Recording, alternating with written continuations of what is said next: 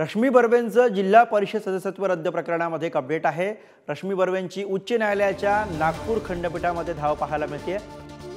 विभागीय आयुक्तांना प्रतिवादी करत बर्वेंनी नागपूर खंडपीठामध्ये धाव घेतलेली आहे। रद्द झालेले जिल्हा परिषद सदस्यत्व बहाल करण्याची नव्या याचिकेमध्ये त्यांनी मागणी केलेली आहे। विभागीय आयुक्तांना 29 एप्रिलपर्यंत उत्तर दाखल करण्याचे निर्देश देण्यात आलेले आहेत।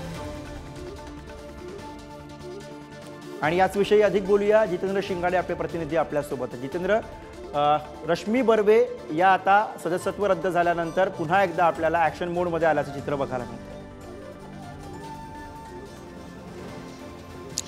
नक्कीच गुरु, कारण ज्याप्रमाणे रश्मी बर्वेंचं जे संपूर्ण जात प्रमाणपत्राचं प्रकरण आणि त्यानंतर लोकसभा जी काँग्रेसकडनं त्यांना उमेदवारी देण्यात आली होती त्याचं रद्द करण्याचं प्रकरण ज्या प्रकारे गाजलं, त्याच प्रकारे आता त्यांचं जिल्हा परिषद सदस्यत्वही त्यानंतर रद्द करण्यात आलेलं होतं। कारण एकदा जात प्रमाणपत्र रद्द झालं तर त्याच्या राखीव वॉर्डामधून किंवा राखीव प्रभागामधून ज्या जिंकून आलेल्या होत्या जिल्हा परिषदेसाठी, तर त्या आपोआपच त्यांचं जिल्हा परिषद सदस्यत्वही रद्द करण्यात आलेलं होतं।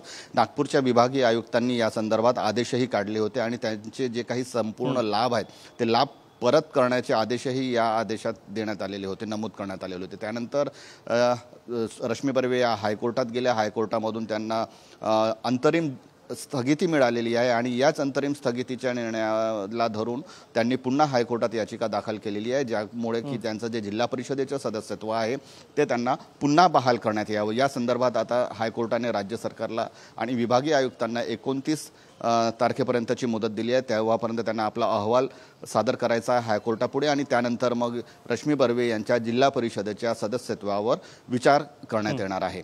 गुरु, धन्यवाद या सविस्तर माहितीसाठी।